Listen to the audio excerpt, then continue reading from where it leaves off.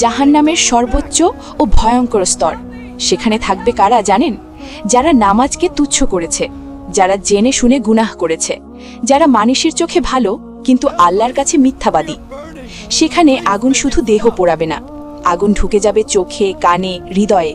চামড়া পুড়ে শেষ হলে নতুন চামড়া দেওয়া হবে, শুধু আবার পোড়ার জন্য। সন্তান তার বাবাকে চিনবে না, স্বামী স্ত্রীকে চিনবে না। প্রত্যেকে বলবে, হে আল্লাহ, আজ আমাকে বাঁচাও, অন্য সবাই ধ্বংস হোক। কিন্তু তখন আর সুযোগ থাকবে না।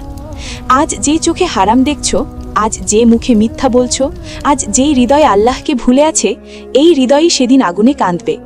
ভাই, বোন, ভিডিওটা যদি আপনার বুক কাঁপিয়ে দেয় তাহলে এটা স্কিপ করবেন না।